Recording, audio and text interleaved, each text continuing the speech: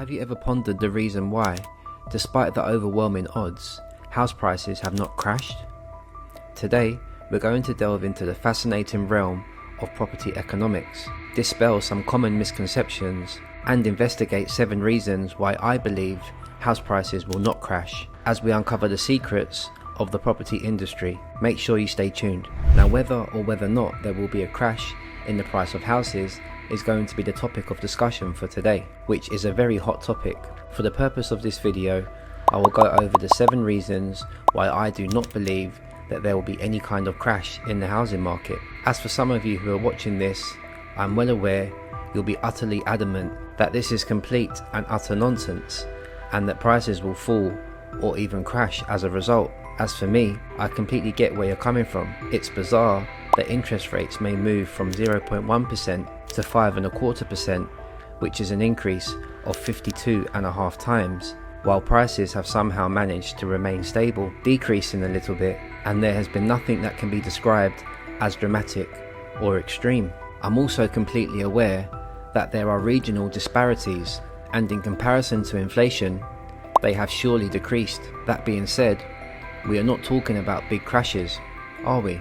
On the other hand, the truth is that if the market were flawless, property prices would have plummeted. For those of you who are thinking that, you are not completely insane. There is a substantial amount of logic and common sense that lends credibility to the viewpoint that you have presented. However, the fact of the matter is, the property market is a market that is extremely flawed, and the 7 main reasons that we're going to go over in this video will hopefully shed light on this fact for you. First and foremost, the vast majority of people who own property do not have any immediate need to sell their property. The United Kingdom is home to approximately 28 to 29 million homes, of which approximately 500,000 are now available for purchase. At this time, if you are generous, there are no more than 2% of properties that are actually available for purchase at any given moment.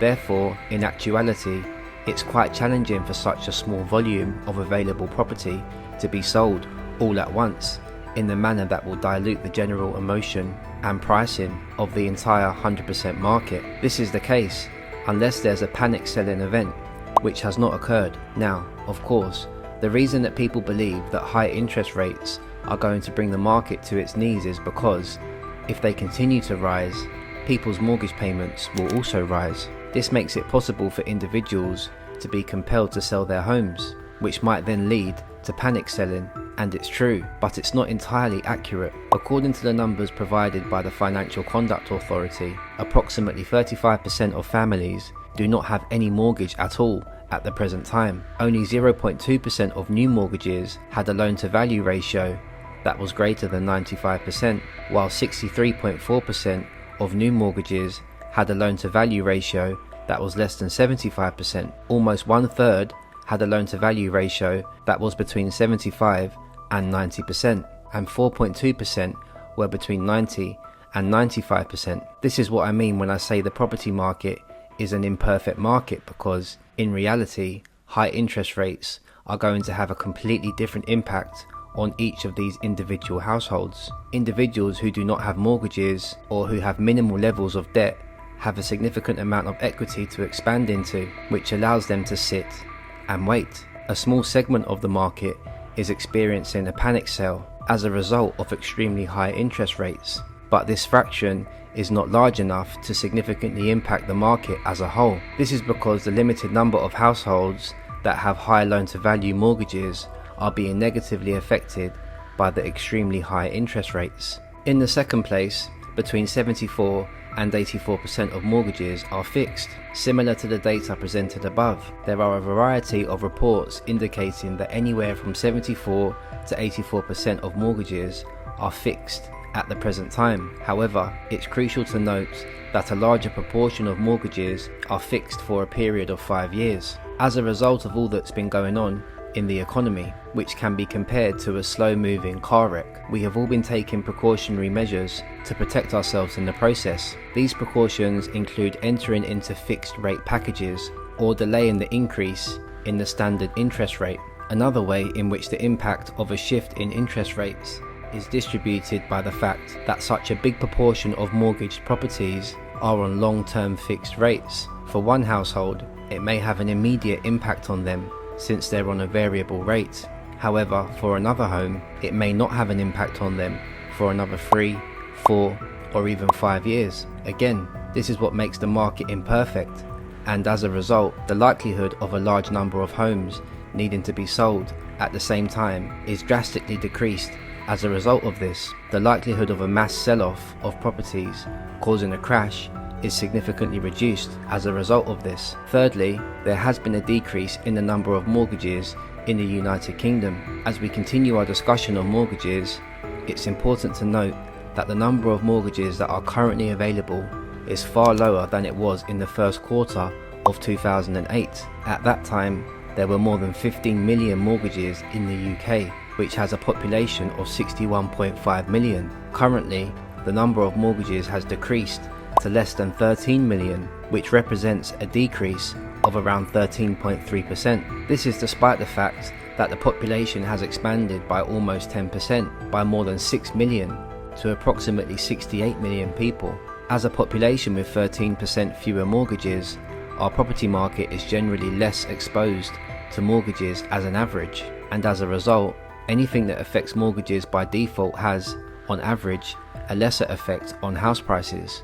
Now, immigration is the primary reason for the increase in population over the period, which is discussed in a later section of this video. However, in reality, our property market is generally less exposed to mortgages. I'm aware that some of you will be watching this with the misconception that mortgage rates are adversely affecting your financial situation. However, the truth is that mortgage rates are not adversely affecting a significant enough section of the market for it to crash. For 35% of households, there is no mortgage for it to touch. Nonetheless, it is evident that repossessions are still increasing and are expected to continue increasing. This is based on the fact that claims, orders, and warrants are all increasing at the moment. However, it is essential to note that all of these levels are lower than they were before COVID was implemented. There are roughly 700 holdings in the most recent quarter, which I know looks like a lot, but an important point to note is that they are significantly fewer than the two most recent housing crashes, which occurred in the 1990s, and the collapse that occurred between 2000 and 2008. Please have a look at this. The rates of repossession were routinely in the tens of thousands, which is more than 10 times the level we are currently experiencing. This is evidently due to the factors that we have discussed up until this point in the video. On the other hand, the following 3 sections are what I believe had a significant impact on making our property market flawed and going against the grain of economic common sense. Immigration comes in at number 5. However, the purpose of this section is not to determine whether or not our immigration policy is appropriate. Rather, it is to discuss the ways in which immigration has a completely different impact on the housing market than if our own population had grown by the same amount through natural means. Now let me elaborate on what I mean by this. We had a net immigration statistic of 672,000 people come in during this previous year. The majority of immigrants are adults who require independent housing immediately, and as a result, this has a much more dramatic and immediate effect on pressure in housing stocks than if we had 1 million babies born in the UK tomorrow living with parents. Although we had approximately 690,000 births and approximately 670,000 deaths, our population would have increased marginally if there had been no migration. However, the most important thing to look at here is that those 690 births live with their parents until they are adults, and in the majority of cases, even beyond. The decline of the population is probably going to be a more significant problem for the future, given that we are now moving perilously near to the point where there will be more deaths than births going forward. There is a possibility that immigration will save us a significant amount of time in the future, but that is a subject that will be covered in a different video. To prepare yourself for the following section, keep in mind that our total population is growing by around 600,000 people every year. This will allow you to compare the numbers presented in the following section. The United Kingdom is not constructing a sufficient number of dwellings. Perhaps you are familiar with the fundamental economic notion of demand and supply. When there is an increase in demand, prices will go up if there is no change in supply. In order to counteract this, A market that is inefficient and competitive will react by increasing supply in order to bring prices back down. However, unfortunately, supply is being artificially constrained with the property market, which is making the market imperfect. The constraints that are causing the market to be imperfect are planning and competition. The most significant issue that we are currently facing is that the top 3 house builders are responsible for the construction of 25% of all newly constructed homes, while the top 10 builders are responsible for approximately 50% of all new homes. However, as a property market, we are dependent on a very small number of corporations whose sole motivation is to maximize profits while simultaneously minimizing competition. To a certain extent, the large home building companies hold a monopoly in this industry. Between 1851 and 1911, there was a period of time when house prices in the United Kingdom dropped by 23% over a period of 66 years, which made housing more and more affordable for the entire nation. This period of time stretched from 1851 to 1911. A notable factor that contributed to the decline in house prices as a multiple of wages during the same time period was the doubling of housing stock, which went from 3.8 million homes to 8.9 million homes. Furthermore, during this time period, average earnings increased by 90%, but house prices dropped by 23%.